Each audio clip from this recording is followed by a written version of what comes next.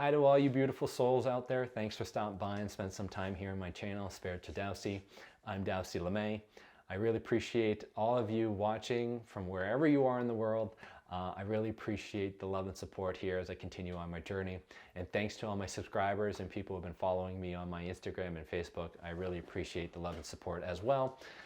So today I want to talk about how your emotional body, how your emotions have been used against you rather than for your highest good. How your emotions have been hijacked to keep you exactly where they want you to be, in a low vibration, thinking about materialism, thinking about what other people think. So before I do that, understand that these are my truths and my experiences that have led me down my own spiritual path. They don't have to be yours, so use your own discernment and take what resonates with you and leave the rest. But keep an open mind. Just because it doesn't resonate with you now, maybe down the road when you have a different perspective, it will be useful. Okay. I think by now, if you've been watching my videos, you understand that you are the only one responsible for creating your reality, right? You, based on your thoughts, your behaviors, your beliefs, and your actions, the sum of that is puts out a frequency out into the universe, and via the law of attraction, via the love of the universe, it brings to you a bunch of experiences to confirm those beliefs that you're holding on to.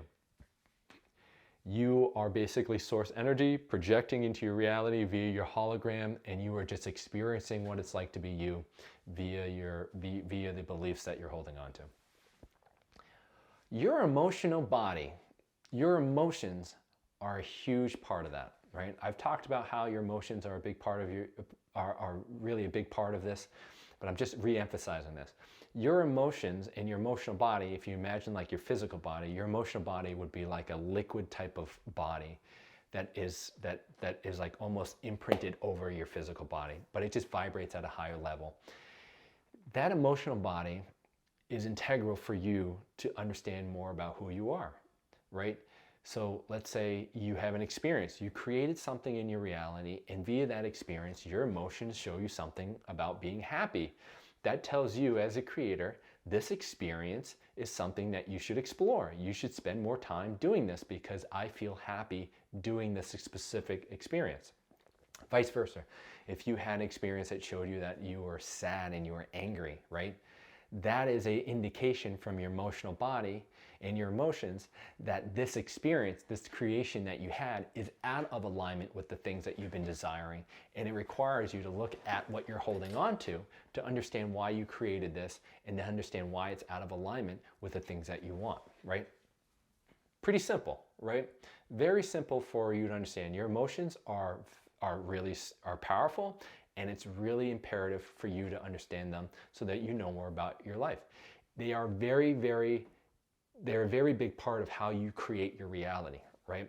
Emotions, think about how powerful joy is. Think about how powerful fear and anger and sadness feels. That's how much power those emotions are being used, how powerful those are to help you create your reality. Okay. For the vast majority of us, if you have been unconscious up until this point, your emotional body has been used against you, to create a reality that is not of your highest good. It's been used against you to keep you in a certain level of consciousness, in a certain state of being that is what I would say an endless pattern that goes nowhere. Okay, so how is that? Many of us growing up, you know, when we were kids, very young, growing up, and what ends up happening is that at some point of our life, as we're growing up, we are expressing an emotion, right? Something energetically swells up from your emotional body, and that emotion gets expressed out through you, whether that be through crying, whether that be through laughter, whether that be through anger, whatever it may be. And if you are co-creating with somebody, and most likely it's going to be your parent, a sibling, or maybe even a friend, whatever, if your emotion comes up swelling, and in that case you want to express, I feel sad, or I feel angry, and that emotion comes out, and that other co-creator looks at you and rejects you completely for your emotion, you get a signal from that that says that I'm feeling something. This seems to be true for me. But when I express it, what I get back from my co-creators and my reality from those who are around me, especially from my parents who I'm dependent on, I am rejected for this emotion. And so that emotion that you're expressing becomes invalid. And what you do is you hold on to it, right? You hold on to the emotion, you repress it. But you start to believe that what you feel about yourself, these emotions, aren't true. And those emotions that you feel, they tend to lead to feeling rejected and unloved. So what you do is you manipulate yourself to feel things that you manipulate yourself to not feel the things that you are feeling, and to move in a direction that is more alignment with what other people think, right? What other people want you to feel. So your parent says, I'm starting to feel anger, I'm starting to feel sad, and let's say my dad says, you don't act that way, and he would hit me, right? And what happens is that I have an emotion, and now next time I'm not going to express that emotion, and I'm going to pretend that it's not, so that I can make my father be happy, and therefore I feel love in that experience. Think about that. Your emotions come up, you express something, it's rejected vehemently, you hold on to it, and then from that lesson, what you learn from that trauma is that I can't accept who I am, and I need to take on what other people are projecting onto me, that to be who I am, so that I can feel love and acceptance, right? This is how the start of your emotions get hijacked. And this is how basically society and all the things that have come up into this point have kept you outside of yourself, have kept you in the same pattern, a certain level of consciousness. And I'll give you an example, all right? So you start to develop this whole sense of self that is based on what other people think, that you believe that they think that you should act, right? You think that you need to behave in a certain pattern based on the way your mom or your dad believe that you should act, and that's the way that you're going to get love and appreciation. And therefore that just reinforces the pattern of rejecting who you are so that you can be something that other people want you to be, to feel love and appreciation. All right? This goes so far and so deep that I want you to start to understand how in your reality this is playing out everywhere, all right? So as you go along, you start having friends, right? You start getting friends, you start having friends, and those friends have certain beliefs and things they want you to do. And what you do is that you fall into peer pressure, right? What is peer pressure? Peer pressure is basically you wanting to feel loved and accepted from other friends, and what you're going to do is do what they want you to do, and you want to take on the things they want to project onto you so that you can feel more love and acceptance. That's what happens. Now, if you think about where we are as a society, right? Think about all the things that are projected into our reality. Think about the consciousness and the level of which that is playing out in. Think about movies, think about TV, think about magazines, think about Instagram, think about Facebook, social media. All the things that you see outside of you that is projected into your reality to make you feel or understand that this is the way you should be. Think about the masculine archetypes that are projected out to us. Think about the female archetypes that are projected out to us. And think about how you, as an individual, are related to that. How do you relate to those things on an emotional level? In most cases, if you're like the vast majority of the people out here, you'll see, let's say for me, I'll see a movie. And in that movie, let's say I see a man who's playing a very masculine role, right? He is shredded, he's wicked fit, he is tall, he's got a ton of money, he lives in a big house, he drives a nice car, he's got women, all these different things. If I have rejected my emotional body, my emotions, to know that what I feel is not valid, and for me to feel valid about myself, I need to take on things that are outside of me, take on things that other people think I should be. What is this thing that I'm seeing in the movie, this masculine archetype that I'm seeing in my reality? What I'm going to do is I'm going to place my self-worth against that. And if I don't have that car, if I don't have that body, if I don't have those clothes, if I don't have that money, that car, and the women, etc., I'm going to feel pretty dang crappy about myself, and I'm going to reject who I am and my emotions, and I'm going to be driven to the fact that I'm going to go after these things so that I can feel valid about myself. In the same game would go for women, right? All day long, what you're projecting in your reality is how you should look. Dye your hair, pluck your eyebrows, put on makeup, be skinny, wear this type of bikini, have this type of workout, you should only eat this, etc. All of that is based on hijacking your emotional body so that you feel crappy about yourself and to find your self-worth in the identity of what they're projecting onto you, and you go on to trying to buy these next things. It is an endless wheel, an endless treadmill of keeping up with the Joneses, all because your emotional body was hijacked.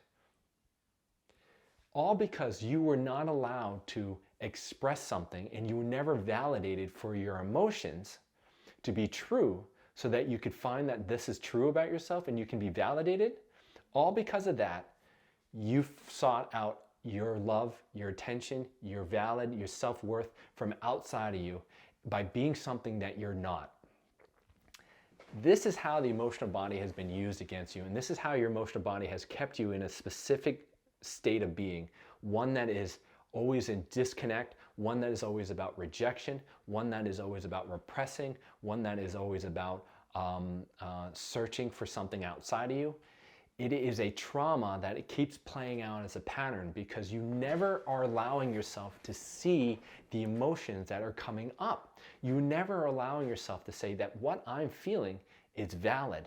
And I feel worthy in that aspect. And because I'm feeling valid in my emotions, therefore I find that what I am true about who I am is true, and that is loving, that I don't need to search for that self-worth and validation outside of me. So think about yourself as a creator. Think about when you are holding on to a vibration where you feel like I am holding on to self-worth issues, right? I'm holding on to self-worth issues because what my original emotions were that I was trying to express were repressed and they were buried into my energetic body. It becomes part of your frequency. So because you're holding on to, say, rejection, right? What ends up happening is that you put out a frequency out into the universe, and that frequency is about rejection. And so the universe brings you a bunch of experiences to show you more about rejection. But because you fear rejection so vehemently, so much, what you're going to do is you're going to do whatever you can to avoid that and conform to anything that someone else says that you should be to get that false sense of security, right? So let's say in my case, I see it as this movie and I'm holding on to rejection within my emotional body that's being presented to me as an energetic match to my frequency via this movie. This movie is projecting me what a masculine male in the 20th century should feel like, should be like. And because I'm experiencing this movie of seeing this man who looks fit, who looks like he's got a ton of money, who looks like he's got all the women, etc., and he looks cool, I feel like a loser. I feel rejected, right? And I don't want to feel that way. So what do? I say, I need to act like that person. I need to wear those clothes. I need to do all these things that what someone else is telling me to do so I don't feel rejected and I feel like I'm accepted and loved. This has been the crux of our society. All of us at some level have been hijacked emotionally, and we are being kept down. We've been kept at a certain level, at a certain consciousness, because we are never allowed to look at our emotions. And you're never taught to look at your emotions and honor them.